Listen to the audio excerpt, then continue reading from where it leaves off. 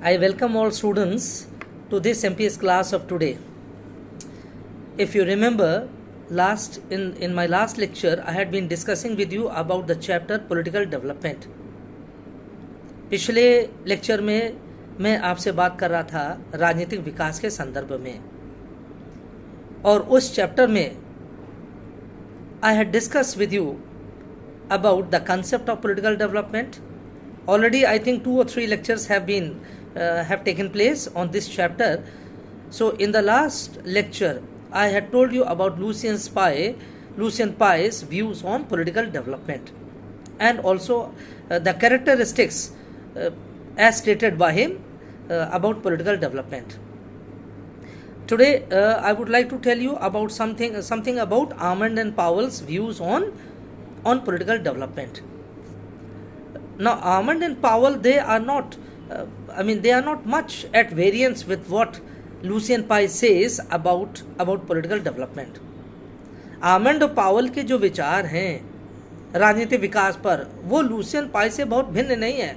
मोर और less they are almost on the same lines. लेकिन जब वो बात ही जब वो बताता है कि इसकी विशेषताएं क्या हैं, पॉलिटिकल डेवलपमेंट की विशेषताएं क्या है, जब इस संदर्भ में आर्मंड एंड पावल अपनी बात बताते हैं तो वहां पर थोड़ा सा अंतर देखने को मिलता है. जैसे नंबर 1 वो जो कैरेक्टरिस्टिक है अकॉर्डिंग टू आर्मंड, और वो क्या है, वो ये बताता है कि that is role differentiation is more important as compare to differentiated political structures. यानी कहने का तात्पर्य है कि राजनीतिक विकास का जब भी हम मॉडल हम डिस्कस करते हैं, जब भी हम ये विषय डिस्कस करते हैं, तो जब हम राजनीतिक व्यवस्था के बारे में बात करते हैं तो कहता है वहाँ पर 2 चीज़ें होती हैं. आर्मंड के बारे में तो आप जानते हैं, स्ट्रक्चरल फंक्शनल एनालिसिस के बारे में उसने अपने विचार दिए हैं. He is a very important speaker on structural functional analysis of the political system. राजनीतिक विकास की संरचनात्मक प्रक्रियात्मक मॉडल पर उसके बड़े प्रमुख उस पर विचार हैं. तो इसलिए, लेकिन जब कहता है when we discuss about the political development in relation to the third world countries, he says that more than the political structures it is the political functions that are more important. राजनीतिक संरचनाओं से कहीं ज्यादा महत्वपूर्ण है राजनीतिक क्रियाएं. That is the functions that are discharged by the structures of a political system. They are not as important as much as the political functions are important. Therefore, he says that the specialization of functions should be there. That is, the different political functions should be there. That is to say that political functions should not be concentrated in the same hands. Rather, they must be differentiated, they must be diffused in various hands. अब वो उदाहरण यहाँ देता, कहता कि ऐसे तो Soviet union में भी अगर हम कहें, सोवियत यूनियन में पॉलिटिकल स्ट्रक्चर्स अलग थे, अर्थात राजनीतिक संरचनाएं अलग थी. जैसे कार्यपालिका अलग थी, व्यवस्थापिका अलग थी, न्यायपालिका भी अलग थी, और उनके द्वारा अलग अलग कार्य भी किए जा रहे थे. कहता है ये थ्योरी में था, this was basically in theory, ये सिद्धांत में था, but in actual practice all the powers were centralised by one supreme authority and that was a communist party of Soviet Union, जिसको कहता है CPSU, the communist party of Soviet Union. I mean that was the main, you can say, centralising agency that had in fact usurped all the powers of various organs. तो जो विभिन्न अंग थे राजनीतिक model के, अर्थात कार्यपालिका, व्यवस्थापिका और न्यायपालिका, ये सोवियत यूनियन में थे. उन कहने के लिए तो सब अलग अलग थे, लेकिन वास्तव में ये सारी शक्तियां सोवियत यूनियन में जो कम्युनिस्ट पार्टी थी, साम्यवादी जो दल था, उसके पास उसने सब अपने पास उस पर अपना आधिपत्य स्थापित कर लिया था. इसलिए वो कहता है this is not the true picture, this is not the correct, you can say, explanation for the political development of the third world countries. कहता है तीसरी दुनिया के लिए राजनीतिक मॉडल वही अच्छा होगा जिसमें संरचनाएं तो अलग हैं, ये तीनों संरचनाएं तो अलग है, कार्यपालिका, व्यवस्थापिका, न्यायपालिका, लेकिन वास्तव में they should be seen working independently और सेपरेटली फ्रॉम ईच अदर. ये केवल 3 स्ट्रक्चर ही होना अनिवार्य नहीं है. Rather, these three structures should be functioning in a separate manner, you can say independent of each other. They should not be overlapping into each other. They should not be overlapping with each other. There shouldn't be any duplication of work. One body should not be, in a position to usurp the functions of other body, of the other body. कहते तब तो ये बात सही होगी, otherwise तो इसका कोई तात्पर्य ही नहीं है कि आप इतनी बड़ी बातें आप करते जाइए लेकिन वास्तव में उसका कुछ भी नहीं है। इसलिए वो कहता है कि पहली बात क्या होना चाहिए कि that there must be role differentiation, यानी भूमिका का विभिन्नीकरण होना चाहिए, यानी राजनीतिक संरचनाओं के विभिन्नीकरण से कहीं ज़्यादा अनिवार्य है भूमिका का विभिन्नीकरण, that is differentiation of the roles, यानी भूमिकाओं का विभेदीकरण, भूमिकाओं का विभिन्नीकरण होना चाहिए, जिसको लुसियन पाई कहता है स्पेशलाइजेशन ऑफ फंक्शंस कहता है।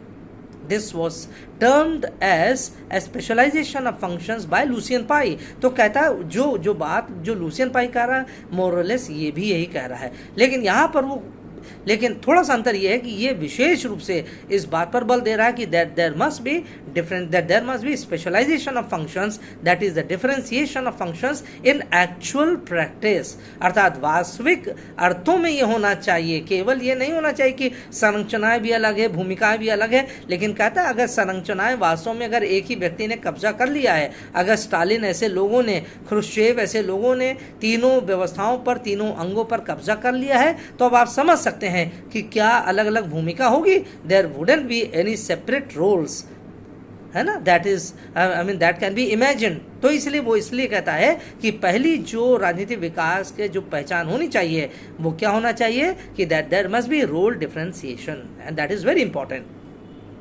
दूसरी बात वो कहता है सब सिस्टम्स ऑटोनॉमी। दूसरी बात क्या कह रहा है, सब सिस्टम्स ऑटोनॉमी।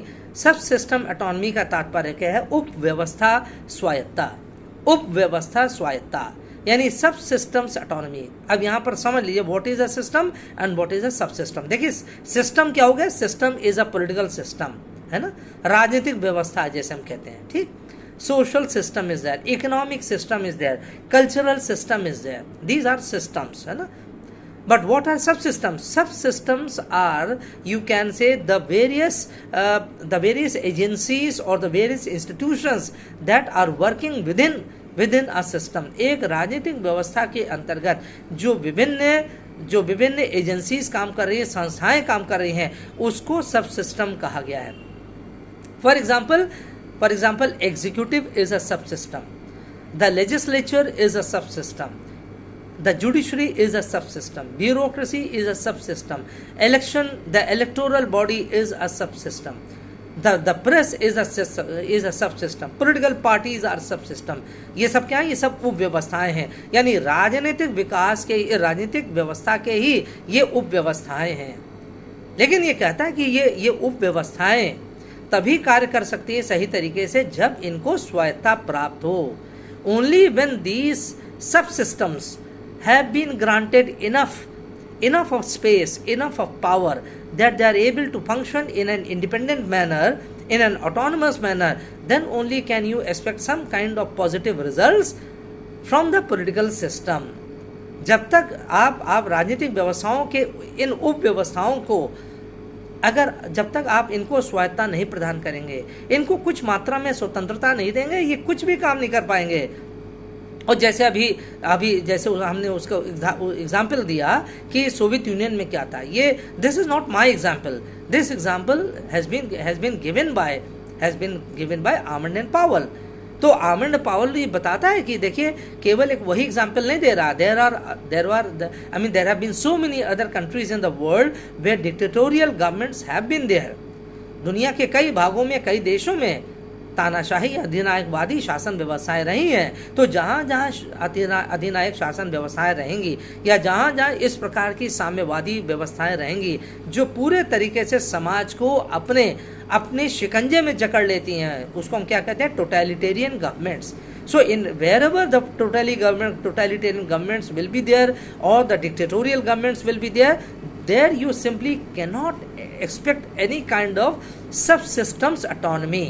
वहाँ पर आप किसी भी प्रकार का उप व्यवस्था की स्वायत्ता को आप इमेजिन नहीं कर पाएंगे। Therefore he says that for a good, I mean, model, for a good political system, for the third world countries, it is very, very essential that the various institutions or the various agencies that are there functioning in the political system must be given enough space. They must be given enough flexibility so that they are able to operate in an independent manner. और अगर ऐसा नहीं होगा, अगर ये सब system को autonomy नहीं मिलेगी, इनको स्वायत्ता नहीं मिलेगी, यानी अगर प्रेस, जैसे हम कहते हैं प्रेस है, if the press is not allowed to function in an independent manner, and if the government restrictions or controls are imposed on the press, every now and then perhaps press will lose its relevance. वो जो press है वो अपनी relevance खत्म हो जाएगी उसकी. इसलिए कहता है प्रेस को अपना काम करने दीजिए. Let the media work as per its understanding, although they must be functioning within the four walls of the constitution. संविधान के दायरे में रहते हैं, कानून के दायरे में रहकर उनको अपना कार्य करना चाहिए. इसे कहता है सब सिस्टम्स ऑटोनॉमी. इसी तरह से जुडिशरी को भी अपना काम करने की स्वायत्ता होना चाहिए. अगर कार्यपालिका, अगर अधिनायक या डिक्टेटर इतना अगर स्ट्रांग हो जाएगा तो क्या करेगा, वो जुडिशरी को चलने देगा? सवाल ही नहीं होगा. जुडिशरी के ऊपर कब्जा कर लेगा. This happens in China, this happens in countries that are governed by dictatorial governments, है ना. That is still there in North Korea, in several parts of the world. This is happening. इसलिए वो कहता है sub systems autonomy is very, very important. और अगर उप व्यवस्थाओं को या अंग संस्थाओं को अगर इस प्रकार का अगर स्वायत्ता नहीं मिलेगी, इतनी स्वतंत्रता नहीं मिलेगी, इतनी आंतरिक स्वतंत्रता नहीं मिलेगी काम करने के लिए, तो वो क्या अपनी भूमिका निभा पाएंगे? They won't be able to discharge the functions. So therefore the functions और their roles, they are very much dependent on their autonomous status, है ना. उनकी स्वायत्ता की जो स्थिति होगी उसी पर इनकी भूमिका भी निर्भर करेगी. और तीसरा वो बात क्या बताता है? Secularisation of politics. Secularisation of politics अर्थात कहता है कि राजनीति का लौकिकीकरण होना चाहिए. यानी आमंड कह रहा है कि there must be secularization of politics, यानी राजनीति का लौकिकीकरण होना चाहिए. Now try to understand what is meant by this. Secularization of politics means that the politics should be governed more and more on the basis of scientific notions, on objective basis. They should not be seated or deep rooted in orthodoxian notions. They should not be based on uncalled for conventions or customs. अर्थात जैसे हम कहते हैं कि धर्म में राजनीति नहीं होनी चाहिए. Politics should not be immersed in religion. Politics should not emanate out of religion. Politics must have a distinct character. अर्थात राजनीति का अपना एक अलग स्वरूप होना चाहिए. और वो जो स्वरूप होना चाहिए वो लौकिकीकरण मीन्स सेकुलर होना चाहिए. सेकुलर का तात्पर्य it should be away from religious politics. उसको धार्मिक राजनीति से यानी धर्म की राजनीति से अलग होना चाहिए. Religion and politics should be kept separate, है ना. चूंकि देखिए he is an American and the European culture talks about secularization. It's a secular culture in America as well as in Europe. इसलिए यहाँ पर चूंकि आमंड इज एन अमेरिकन, इसलिए उसने इस बात को कहा है कि भले ही हम धर्म को बहुत महत्व दें, है ना, धर्म को हम बहुत महत्व देते हैं अनडाउटेडली, लेकिन इसका ये तात्पर्य नहीं है कि that religion and politics should go on hand in hand. दोनों को एक साथ नहीं चलना चाहिए. और he says that maximum effort should be directed towards an objective politics, towards a scientific politics. Scientific से तात्पर्य यह है कि जो political decisions हो रहे हैं उसके बारे में सम्यक विचार होना चाहिए कि अर्थात ये सही दिशा में ले जा रहा है, ये निर्णय हमको सही दिशा में ले जा रहा है क्या, इस निर्णय से हमारी राजनीतिक व्यवस्था को या सामाजिक व्यवस्था को लाभ मिलेगा. This should be the main consideration. Scientific does not mean that you are talking about chemistry or physics or science.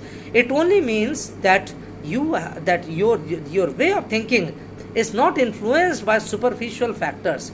वैज्ञानिक पद्धति से तात्पर्य ये नहीं है कि आप भूगोल और जैसे कि आप फिजिक्स और केमिस्ट्री और इन सब से आप गवर्न हो रहे हैं. इसका तात्पर्य ये केवल है कि कि क्या आपका अध्ययन एक व्यवस्थित है, क्या एक लॉजिकल है, क्या एक तार्किक है।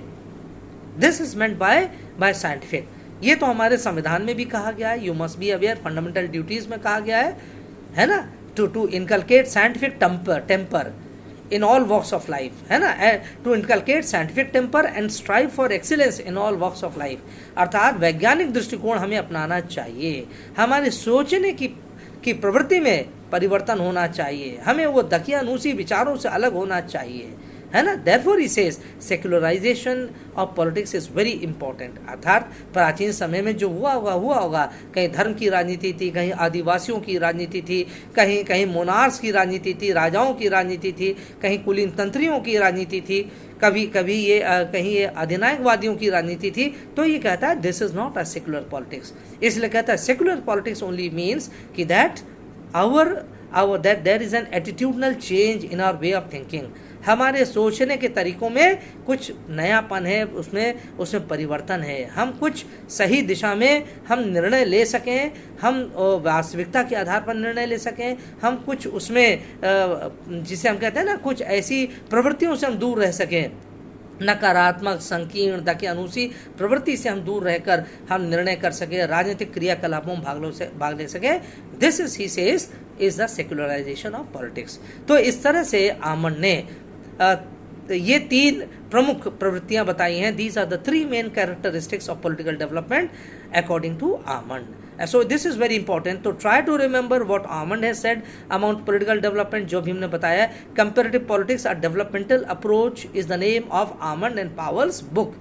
आमंड और पावल की पुस्तक का नाम है comparative politics a developmental approach, और इस पुस्तक में उसने ही अपने विचार प्रस्तुत किए हैं। और इसी तरह से हमने आपको बताया था लुसियन पाई की ये जो विचार है, वो लुसियन पाई ने भी अपने विचार व्यक्त किए हैं, और वहाँ पर हमने बताया था उसके अनुसार राजनीतिक विकास के तीन प्रमुख फीचर्स होते हैं या विशेषताएं होती हैं। पहला कहता है इक्वालिटी, अर्थात पहला समानता कहता है, दूसरा कैपेसिटी कहता है अर्थात सामर्थ्य कहता है, और तीसरा डिफरेंशिएशन कहता है अर्थात विभेदीकरण या विभिन्नीकरण कहता है ना। क्या है? इक्वालिटी, कैपेसिटी एंड डिफरेंशिएशन, यानी समानता, सामर्थ्य और विभिन्नीकरण या विभेदीकरण। और ये तीनों जो चीज़ वो कह रहा है आमंड से बहुत भिन्न नहीं है, इसमें शब्दों का परिवर्तन ज़्यादा है लेकिन भाव ऑलमोस्ट वही है। थोड़ा बहुत एम्फेसिस में थोड़ा सा डिफरेंस हो सकता है, but otherwise the views that have been expressed by Lucian Pye and Almond and Powell almost they go in the same direction, there is not much of a difference। तो इस तरह से ये इनके प्रमुख विचार हैं, इसको ध्यान रखिएगा, इसको और पढ़िएगा।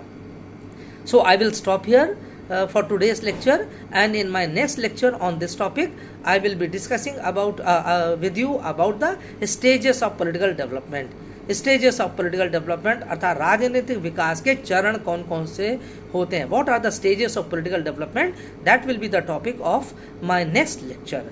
So thank you dear students, thanks a lot for your patience and for your attention, thanks a lot।